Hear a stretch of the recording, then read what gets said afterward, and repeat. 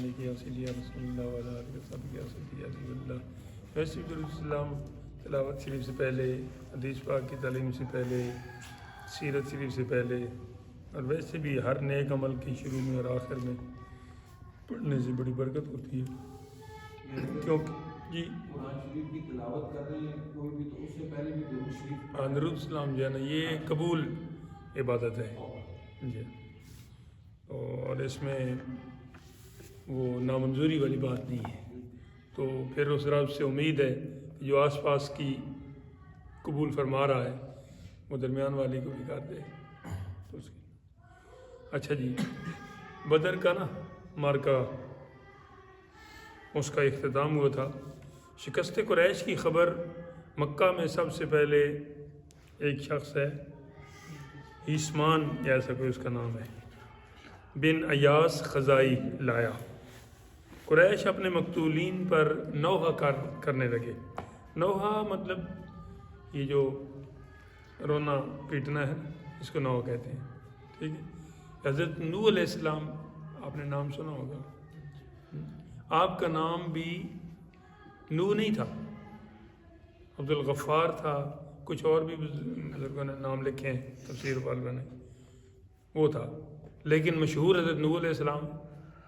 تو کثرت گریہ کی وجہ سے، زیادہ رونے کی وجہ سے آپ کا یہ نام پڑ گیا تھا. سمجھائیے. تو نوحہ کرنے لگے مقتولین پر قریش. پھر بدین خیال، یعنی یہ خیال آیا پھر کہ مسلمان ہم پر ہنسیں گے. نوحہ بند کر دیا. شکست کی خبر پہنچنے کے 9 روز بعد ایک شخص جو مکہ کے سرداروں میں سے تھا اور کفار میں سے تھا اور چوٹی کا تھا، وہ جو ایک اقربین کی تھی نا مجلس، جس میں ہرا کے مقام پہ آقا علیہ السلام نے اپنے سارے قریبی رشتہ داروں کو بلایا تھا. وانذر عشیرتک الاقربین کی آیت نازل ہوئی تھی. اعلان نبوت کے اعلان نبوت کے بعد 3 سال گزر چکے تھے. تو اللہ تعالیٰ جل وعلا نے فرمایا تھا کہ ابھی اپنے قریبیوں کو ڈرائیے. وانذر عشیرتک الاقربین کہ اول خیش بعد درویش، دوسروں کی طرف بعد میں جائیے، پہلے گھر کی خبر لیجیے. یہ نہ ہو کہ گھر میں عذاب ہو اور باہر آپ ثواب کماتے پھریں. تو میرے آقا علیہ السلام نے ادھر بلایا تھا. تو اس میں جس نے مخالفت کی تھی نا وہ یہی شخص تھا. انہوں نے کون ہے؟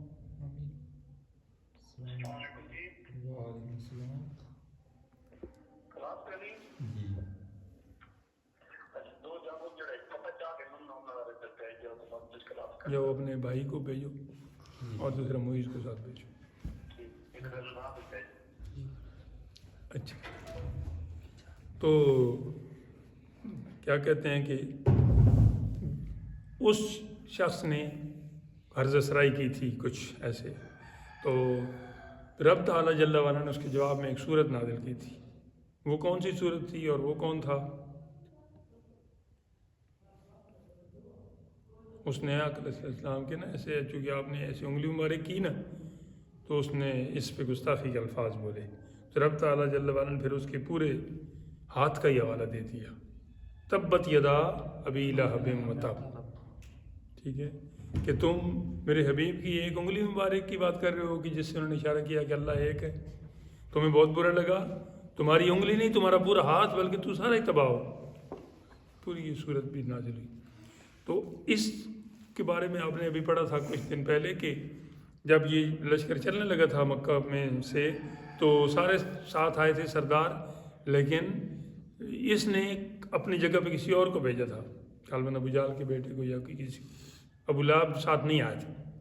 تو اب جب بیمار کا ہو گیا اور خبر بھی پہنچ گئی واپس، تو اس کے 9 روز بعد یہ مر گیا.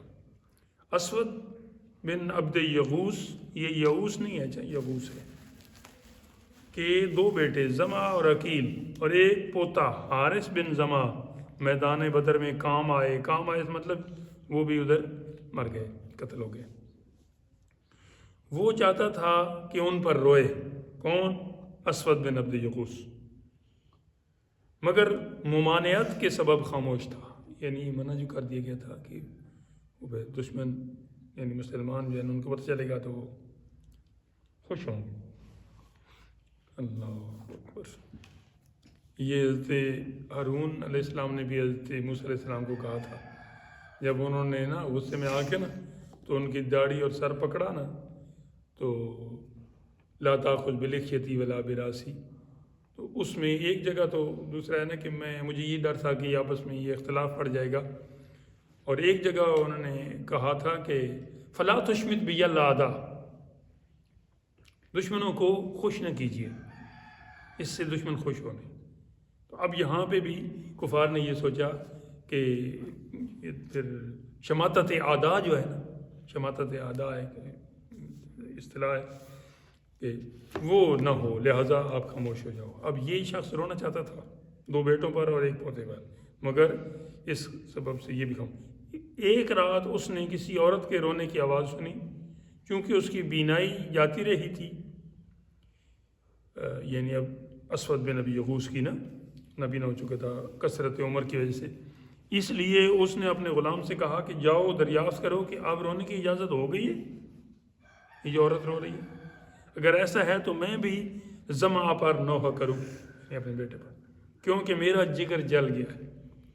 یہ جو اولاد کا دکھ ہوتا ہے یہ بہت ہی سخت ہوتا ہے، اللہ تعالیٰ دشمن کو بھی نہ دے. غلام نے آ کر کہا ایک عورت کا اونٹ گم ہو گیا ہے، وہ رو رہی ہے. یہ سن کر اسود کی زبان سے کچھ اشعار نکلے جن کا مفہوم یہ تھا، کیا وہ اونٹ کے گم ہونے پر روتی ہے اور بے خوابی اسے نیند نہیں آنے دیتی، یعنی اس کی نیند اڑ گئی ہے. سو وہ جوان اونٹ پر نہ روئے بلکہ بدر پر جہاں قسمتوں نے کوتاہی کی، اگر تجھ کو رونا ہے تو عقیل پر رو، اور شیروں کی شیر حارث پر رو، اور ان سب پر رو اور نام لے، اور ابو حکیمہ زما کا کوئی ہمسر نہیں. بیٹے کا آخر میں اس نے کہا، اس کی کنیت ابو حکیم ہوگی. اچھا، یہ ان سارے اشعار کا معنی تھا. یہاں پہ یہ رونے کی بات ہے، اور ایک رونے کی بات حضرت یعقوب علیہ السلام کی بھی ہے کہ آپ اپنے بیٹے یوسف کی جدائی میں 40 سال تک روتے رہے.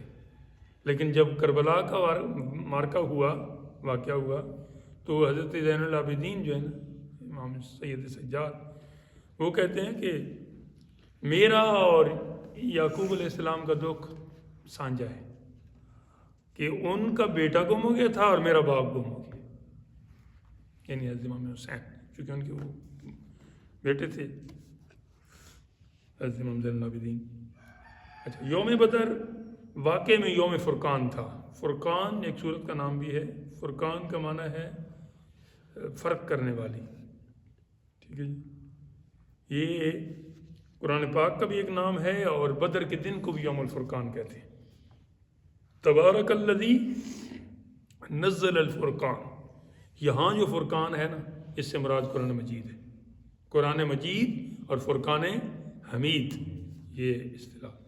اور یہ جو فرقان ادھر آیا ہے یوم الفرقان یوم التقى الجمعان، یہ بدر کا دن مراد ہے. یوم بدر واقع میں یوم فرقان تھا کہ کفر و اسلام میں فرق ظاہر ہو گیا تھا. فاروق بھی اسی مادے سے، حضرت فاروق اعظم، چونکہ آپ نے بھی جب آپ 40 میں مسلمان تھے، صحابی بنے نا، اس وقت 39 مسلمان پہلے ہو چکے تھے، تو پھر آپ نے کہا تھا کہ یا رسول اللہ ہمارے والدین آپ پہ قربان جائیں، ہم سچے، ہمارا خدا سچا، آپ سچے، آپ پر نازل ہونے والی کتاب سچی، تو ہم اللہ کے گھر میں جا کے اعلان کیوں نماز ادا کریں، یہ چھپ کر کیوں؟ تو پھر آپ باہر نکلے اور ادھر اس کے بعد پھر نماز شروع ہوئی، تو اسلام اور کفر کے درمیان ایک واضح لکیر اور ایک واضح فرق آپ کی وجہ سے آ گیا. اس دن سے پھر آپ کا یہ لقب فاروق بن گیا. ٹھیک، تو یہ فرق اللہ عز و جل نے ضعف کے بعد، یعنی کمزوری کے بعد، مسلمانوں کو تقویت دی، قوت دی، طاقت دی. چنانچہ اس نعمت کو یوں یاد دلایا ہے، وَلَقَدْ نَصَرَكُمُ اللَّهُ بِبَدْرٍ وَأَنْتُمْ أَذِلَّةٌ. ذلت سے مراد یہاں معاذ اللہ ذلت نہیں ہے، بلکہ مطلب یہ ہے وَلَقَدْ، یقیناً یا البتہ تحقیق، نصرکم اللہ، اللہ تعالیٰ نے جل وعلا نے مدد فرمائی، ببدرین، کہاں؟ بدر میں۔ بدر ایک کنویں کا نام تھا اور اسی میدان کا نام پھر اس وجہ سے پڑ گیا تھا، تو ادھر بدر میں جو مسلمانوں کی امداد ہوئی تھی یہ اس کا حوالہ ہے، ریفرنس ہے۔ وَأَنْتُمْ أَذِلَّةٌ، اور تم بے مقدور تھے، یعنی تمہارے پاس، تم تو اتفاقاً ادھر لڑائی کی طرف تمہیں جانا پڑ گیا تھا نا، پورے لوگ بھی تمہارے ساتھ نہیں گئے تھے ابھی، کیونکہ وہ تو دوسرے حساب سے جا رہے تھے کہ قافلے کے آگے سے جانا ہے، ادھر اتنی ضرورت نہیں تھی، اس لیے ہتھیار بھی کم، گھوڑے بھی کم، بندے بھی کم، تو بے مقدور تھے، مگر پھر بھی اللہ تعالیٰ نے اپنی مدد فرمائی اور فرشتوں کے ذریعے آپ کو فتح عطا فرمائی۔ اس دن اسلام کا سکہ کفار کے دل پر جم گیا، یعنی ان کو یہ یقین ہو گیا کہ اب یہ پیچھے ریورس ہونے والی بات نہیں ہے، اب یہ آگے ہی جائے گا۔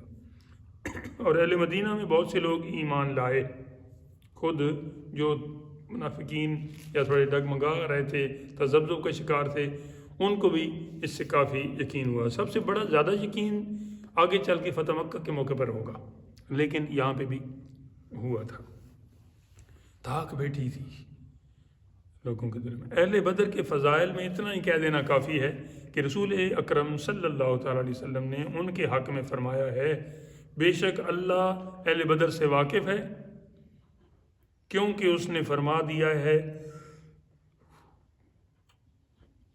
تم عمل کرو جو چاہو، البتہ تمہارے واسطے جنت ثابت ہو چکی، یا تحقیق میں نے تمہیں بخش دیا۔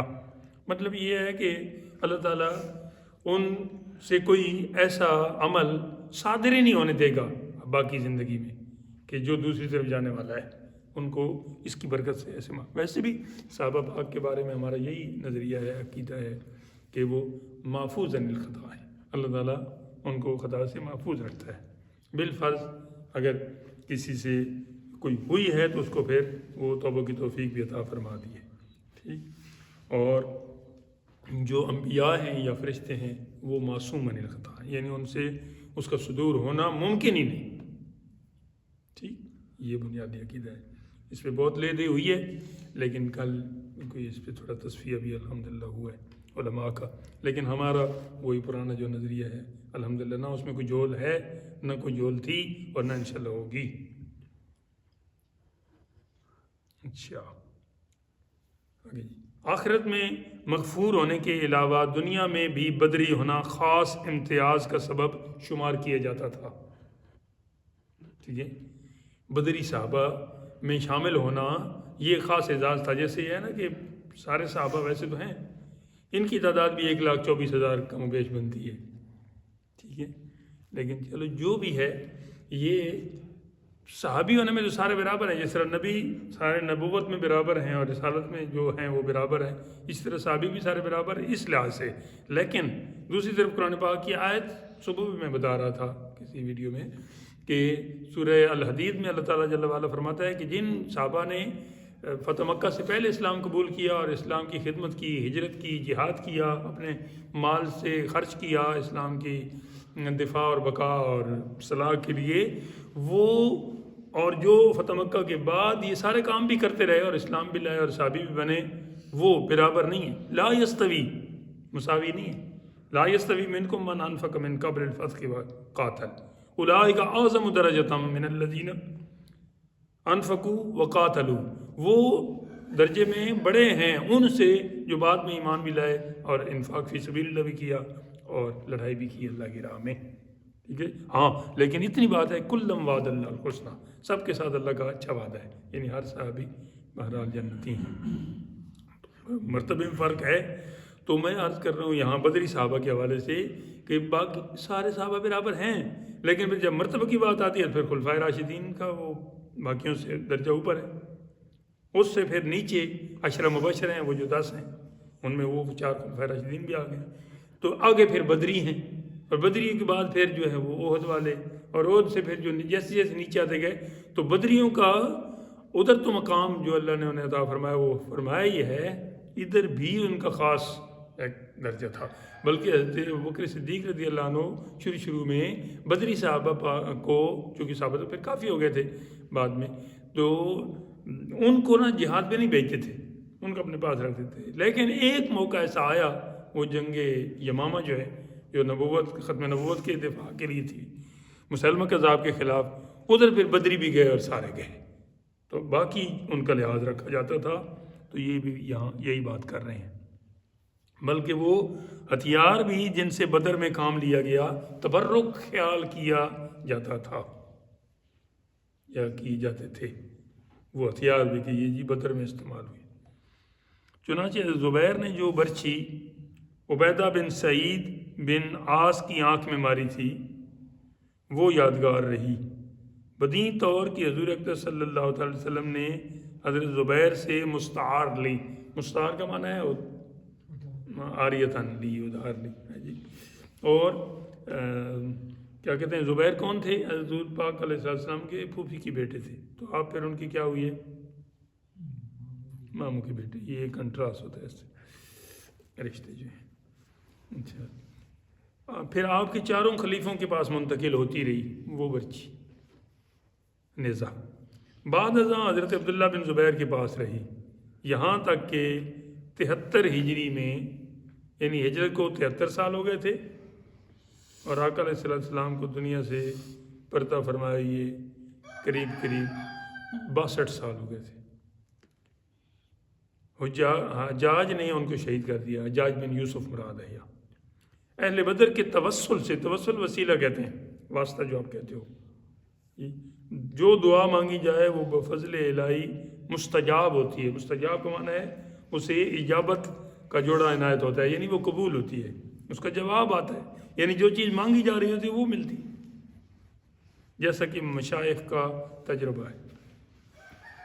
اندلس کے مشہور سیاح محمد بن جبیر نے بدر کے حال میں یوں لکھا ہے، اس موضع میں خرما کے بہت باغ ہیں، یعنی کھجور کے، اور آب رواں کا ایک چشمہ ہے۔ موضع کا قلعہ بلند ٹیلے پر ہے، یعنی بدر کا جو گاؤں ہے، اور قلعہ کا راستہ پہاڑوں کے بیچ میں ہے۔ وہ قطع زمین نشیب میں ہے۔ نشیب کسے کہتے ہیں؟ اور نشیب کے مقابلے میں کیا ہوتا ہے؟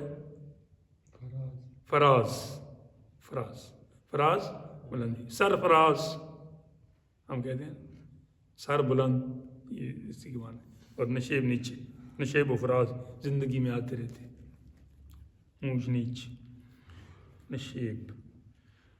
جہاں اسلامی لڑائی ہوئی تھی اور اللہ تعالیٰ نے اسلام کو عزت اور اہل شرک کو ذلت دی، آج کل اس زمین میں خرما کا باغ ہے، خرما کا باغ ہے، یعنی یہ کھجوروں کا، اور اس کے بیچ میں گنج شہیداں ہے، اللہ، یعنی ان کے مزارات۔ اس آبادی میں داخل ہوتے وقت بائیں طرف جبل الرحمہ ہے۔ ایک تو جبل الرحمہ ادھر ہے نا مکہ شریف میں، وہ جس آدم علیہ السلام والا حضرت مائی حوا کی ملاقات ہوئی تھی، عرفات جسے کہتے ہیں، عرفات کو بھی عرفات اس لیے کہتے ہیں کہ عرفات تعارف سے نکلا ہے، عرف سے نکلا ہے، پہچان سے نکلا ہے۔ اور حضرت آدم علیہ السلام تو ادھر سری لنکا میں اترے تھے، سرندی پہاڑ کی چوٹی پہ، حضرت مائی حوا ادھر جدہ کی طرف، جدہ کو بھی اس لیے جدہ کہتے ہیں کہ وہ ہماری دادی حضرت مائی حوا کی وہ مقام ہے، ادھر ان کے مزار بھی ہے۔ اور عرفات میں وہ خاص جگہ ہے جہاں ان دونوں کی آپس میں ملاقات ہوئی تھی، جنت سے آنے کے کئی سالوں بعد، بلکہ کئی 100 سالوں بعد۔ تو یہاں بھی ایک جبل رحمت ہے، ادھر بدر کے پاس بھی۔ لڑائی کے دن اس پہاڑ پر فرشتے اترتے تھے، اسی وجہ سے پھر اس کو یہ نام پڑ گیا۔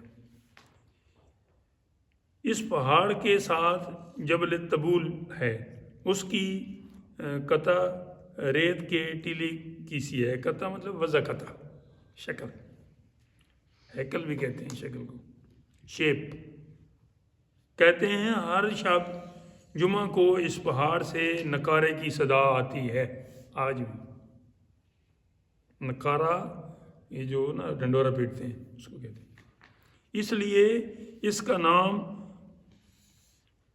جبل الطبول ہے۔ یہ تھوڑا سا انہوں نے یہ کمپیوٹر کی لکھائی کی وجہ سے ایسا لکھا گیا ہے، اس کو اوپر کی طرح ہی آپ سمجھ لیں، لکھا پورا ہوا ہے لیکن بس وہ غالباً ایک لام رہ گیا۔ ہنوز، ہنوز کا معنی ہے ابھی بھی، ہنوز نصرت نبوی کی یہ بھی ایک کرامت باقی ہے، جو اللہ تعالیٰ نے اپنے حبیب پاک صلی اللہ علیہ وسلم کی امداد فرمائی تھی، اس کی ایک یادگار اب بھی باقی ہے، بہت سی باقی ہیں اور ایک یہ بھی ہے۔ اچھا، اس بستی کے ایک عرب باشندے نے بیان کیا کہ میں نے اپنے کانوں سے نکاروں کی آواز سنی ہے۔ اس طرح کی اللہ تعالیٰ جو ہے نا وہ چیزیں کر کے نا تو لوگوں کو ایک بس وہ اسلام کی طرف رغبت عطا فرماتا ہے، یا اس کی بس یہ آج بھی آتی ہوگی؟ جی ایسے ہی لکھا ہے، اچھا، لیکن قسمت والوں کو۔ اور آتی کب ہے؟ ہر شب جمعہ کو، یعنی صبح جمعہ۔ یہ آواز ہر جمعرات اور دوشنبہ کو آیا کرتی ہے۔ اچھا، یہ اب 2 دن ہو گئے، جمعرات مطلب دن گزرا تو پھر آگے رات کو شب جمعہ ہی ہے نا، اور دوشنبہ تو بہت بحث ہو چکی ہے اس پہ کس دن کو کہتے ہیں۔ کیا بھائی، سوموار بھی ٹھیک ہے اور پیر کہنا چاہیے، اپنی زبان میں ہم اسے منڈے بھی کہتے ہیں، کیونکہ آج کل تو ہماری وہی زبان چلتی ہے۔ یہ آواز ہر جمعرات اور دوشنبہ کو آیا کرتی ہے۔ اس پہاڑ کی سطح کے قریب نبی پاک علیہ السلام تشریف رکھنے کی جگہ ہے، اور اس کے سامنے میدان جنگ ہے۔ آگے ہم کو دعا دی ہے، یا اللہ ہمیں بھی نا وہ مقام دکھا اور وہ راہ چلا۔ اسی سال یوم فطر سے، یوم فطر کون سا دن ہوتا ہے؟ چھوٹی عید۔ چھوٹے بندے نے بڑی بات کر دی ہے۔ صدقہ فطر اس دن چونکہ ادا کیے جاتے ہیں، اس لیے اسے یوم فطر بھی کہہ دیتے ہیں۔ ٹھیک، اسی سال یوم فطر سے 2 دن پہلے یا شروع شوال میں صدقہ فطر واجب ہوا۔ عید کے دن نماز عید الفطر عیدگاہ میں جماعت سے پڑھی گئی، یعنی یہ پہلی عید تھی آپ نے، اور اسی وقت زکوٰۃ مال فارض ہوئی۔ یہ زکوٰۃ کا جو ہے نا فرضیت کا معاملہ یہ بھی اسی دوسرے سال ہی ہوا۔ آگے جی، غزوہ قینقاع نصف ماہ شوال میں، یعنی تقریباً 15 شوال کو غزوہ بنی قینقاع پیش آیا۔ قینقاع ایک قبیلہ ہے یہودیوں کا۔ 3 قبیلے مدینہ شریف میں جب آقا علیہ السلام تشریف لے گئے تھے تو رہتے تھے یہودیوں کا، اور ایک کا نام بنو قریظہ، ایک کا نام بنو نذیر، اور ایک کا نام بنو قینقاع۔ اب یہ اس کی بات آ رہی ہے جو تیسرا بول ہے۔ یہود سے پہلے معاہدہ ہو چکا تھا، جیسے کہ اوپر مذکور ہو چکا۔ مدینہ کے گرد یہود کے 3 قبیلے تھے، وہی جو میں نے گنوائے۔ ان تینوں نے یکے بعد دیگرے نقد عہد کیا۔ نقد کا معنی ہے توڑنا، نقص کا معنی ہے نقصان، لیکن یہاں نقد ہے، دعا ہے۔ ٹھیک ہے، اللہ تعالیٰ فرماتا ہے الذین ینقضون عہد اللہ، وہ لوگ ہیں جنہوں نے اللہ کا وعدہ توڑ دیا، وہی ینقضون نقد ہے، نقد عہد۔ ٹھیک ہے، ان میں سب سے پہلے بنو قینقاع نے، 3 قبیلوں میں سے سب سے پہلے جس نے وعدہ توڑا، عہد توڑا، وہ یہ تھا بنو قینقاع، جو 600 مرد کارزار اور یہود میں سب سے بہادر تھے۔ یعنی یہ ان میں سے مرد جو ہے نا وہ 600 ایسے تھے کہ وہ لڑائی میں باقاعدہ جا سکتے تھے۔ عہد کو توڑا اور باغی ہو کر قلعہ بند ہو گئے، مگر 15 روز کے محاصرہ کے بعد مغلوب ہو گئے۔ نبی پاک علیہ السلام نے ان کو اس جرم کی سزا میں کہ یہ وعدہ توڑا ہے اور اوپر ہمارے خلاف ہتھیار لے کے کھڑے ہو گئے ہیں، ان کو جلا وطن کر دیا۔ ٹھیک ہے، اس کو قرآن پاک میں فرمایا گیا ہے او ینفو من الارض، یا ان کو جلا وطن کر دیا جائے، 6 پارے میں۔ ٹھیک ہے، وہ جو قتل کریں، جدھر ہے نا من اخیا فکانما اخیا الناس جمیعا، اسی آیت کو آگے چلا کے لے جائیں گے تو وہاں پہ ہی آئے گا جلا وطن کرنا۔ اور وہ ازراعات یعنی ملک شام میں پہنچا دیے گئے، جہاں وہ جلدی ہلاک و تباہ ہو گئے۔ اگلا غزوہ جی اسی سال جو پیش آیا، دوسرے سال، غزوہ سویق۔ سویق یہ جو ستو نہیں ہوتے جو کے بنائے جاتے ہیں، پیغمبری خوراک ہے جو، ٹھیک ہے، یہ معدے کی ٹھنڈک کے لیے استعمال ہوتے ہیں گرمیوں میں خاص طور پہ۔ اب جو غزوہ شروع ہونے کا بیان شروع ہونے لگا ہے وہ غزوہ سویق کہلاتا ہے۔ کیوں کہلاتا ہے یہ بھی ادھر آ جائے گا۔ ماہ ذی قعدہ، ذی قعدہ اسلامی سال کا کون سا مہینہ ہے؟ 11واں، کیونکہ آخری ذوالحج ہے اور پہلا محرم ہے تو اس سے پہلے وہ آتا ہے۔ آپ بھی تھوڑی توجہ کیا کرو، اچھا مسلمان ہو۔ ماہ ذی قعدہ میں غزوہ سویق وقوع میں آیا، یعنی واقع ہوا۔ سویق عرب میں ستو کو کہتے ہیں، چونکہ اس غزوہ میں کفار کی غزا ستو تھی دوسری طرف سے، اس لیے اس نام سے موسوم ہوا۔ جب ان پر فتح حاصل ہوئی تو وہ تو چھوڑ گئے گراتے گراتے، تو یہ پھر ان مسلمانوں کے ہاتھ لگا تو پھر اس کا یہ نام پڑ گیا، اسی لیے اس نام سے موسوم ہوا۔ موسوم بھی اس میں مفعول ہے۔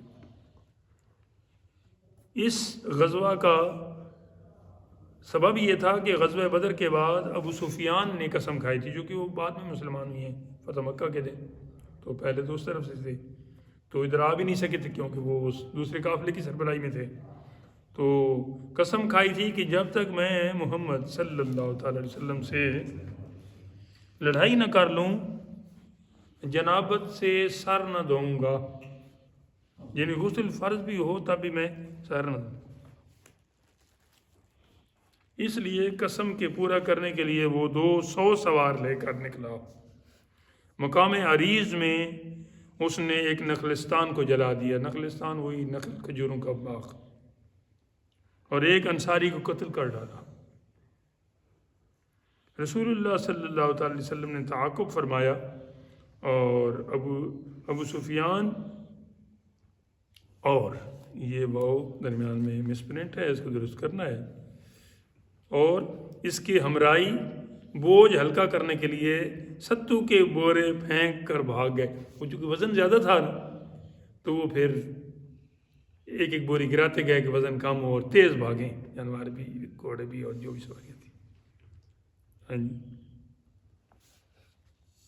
جنہیں مسلمانوں نے اٹھا لیا، اور یہی مطلب ان کے ہاتھ وہ غنیمت بھی لگی اور واپس چلے آئے۔ تو اب یہ نشانی کے طور پہ اس کا نام ہی غزوہ سویق ہو گیا۔ کتنا ٹائم ہوا جی؟ 20 منٹ 25؟ اچھا 25 نہیں 27، صحیح ہو گیا۔ تھوڑا سا چلتے ہیں۔ تیسرا سال ہجرت کا شروع ہوا۔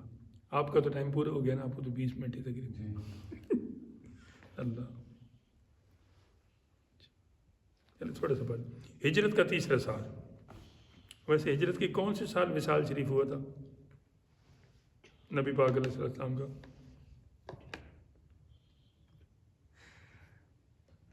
کل عمر مبارک کتنی تھی آپ نے بتانا؟ نبی پاک، ہاں جی 63 سال تھی، ٹھیک ہے 63، اور 63 میں جو 53 ہے نا یہ درگزر گئے تھے مکہ شریف میں۔ آپ کتنے بچے؟ 10۔ تو 11ویں جو ہجرت کا سال تھا نا اس میں آپ کا وصال شریف ہوا۔ تو ابھی آپ تیسرے سال کا پڑھ رہے ہیں ہجرت شریف کے بعد، اور ٹوٹل یہ 56 سال کی عمر مبارک اس وقت چل رہی تھی۔ ہجرت کا تیسرا سال، نصف محرم کو، نصف محرم کون سا دن ہوتا ہے، کون سی تاریخ ہوتی ہے؟ نصف آدھے کو کہتے ہیں، مہینہ جب آدھے میں ہوگا تو کون سی تاریخ ہوگی؟ 15۔ نصف محرم کو غزوہ کرکرہ، القدر اور ربیع الاول میں غزوہ انمار یا انمار اور غطفان یا غطفان یا غطفان، اور جمادی الاولیٰ میں، ابھی کون سا مہینہ چل رہا ہے اسلامی؟ ہاں جی نقل لگائی، ابھی جو یہ جمادی الاولیٰ ہے، ٹھیک ہے، آج اس کی ہے 27، ٹھیک۔ تو اسی مہینے میں غزوہ بنی سلیم یا سلیم ہی ہے وقوع میں آیا۔ ان میں سے کسی میں مقابلہ نہیں ہوا، یہ جتنے بھی گنوائے ہیں نا بس لشکر گئے ہیں لیکن آگے سے پھر وہ دشمن رکا نہیں۔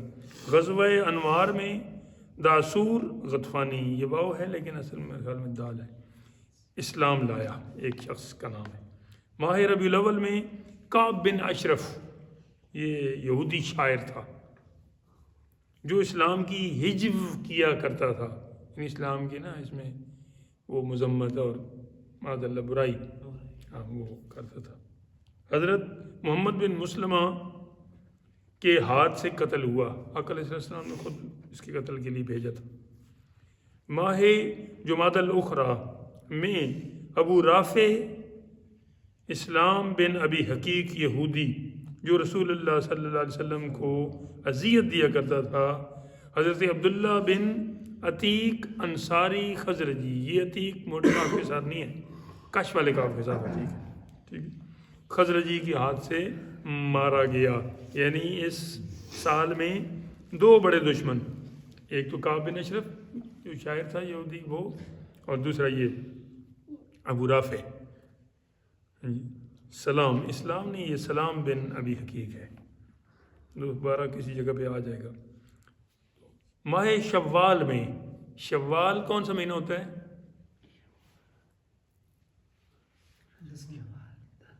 جی 10واں بھی ہوتا ہے، کوئی اور بھی اس میں خاص چیز ہوتی ہے. اس کا پہلا دن عید ہوتا ہے، چھوٹی عید، ٹھیک ہے. رمضان شریف کے فوراً بعد جو مہینہ شروع ہوتا ہے عید کا دن وہ شوال ہے. اور شوال کو ایک اور بھی اعزاز حاصل ہے کہ شوال حج کے مہینوں میں بھی شامل ہے. حج کے مہینے کتنے ہیں؟ 3 ہیں. کون کون سے؟ شوال المکرم، ذی قعدہ اور ذوالحج، یہ 3 ہیں.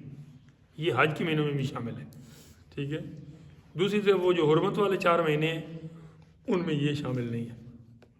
ان میں سے اس سے اگلے سے شروع ہوتی ہے بات، یعنی ذی قعدہ، ذوالحج، محرم، اور پھر ادھر آگے جا کے ایک رجب ہے، 4 وہ حرمت والے. ان میں یہ شامل نہیں، لیکن حج والوں میں شامل ہے. اور ایک اس میں پہلے دن عید ہوتی ہے. اور اس میں 6 دن روزے رکھنا اہل ایمان کے لیے، جو پچھلے رمضان کے بھی جنہوں نے رکھے ہیں، اگر یہ بھی 6 رکھ لیں کسی بھی دن، جلدی رکھ لیں تو زیادہ بہتر ہے، اور لگاتار رکھ لیں تو اس سے بہتر ہے. تو فرمایا حدیث پاک میں ہے کہ یوں بندہ سمجھے کہ پورے سال ہی روزے دار رہا ہے، کیونکہ ہر نیکی کا کم سے کم درجہ 10 نیکیاں ہیں. اور آپ 30 پہلے رکھ چکے ہیں اور 6 یہ ہو گئے تو 36 ہو گئے، تو اس کو 10 سے ضرب دیں تو 360 ہوتا ہے. اسلامی سال ہے 355 دن کا، تو پورے سال کی نیکی. ماہ شوال میں غزوہ احد وقوع میں آیا، جب قریش بدر میں شکست فاش کا معنی ہے واشگاف، صاف، شفاف، واضح، اشکارا، عبیدہ. جب قریش بدر میں شکست فاش کھا کر مکہ میں آئے، اچھا تو غزوہ احد بھی پیش آیا، ٹھیک ہے. لیکن غزوہ احد کو ہم انشاءاللہ پرسوں پڑھیں گے. اللہ نگہبان، یا پرسوں نہیں پھر ہفتے میں.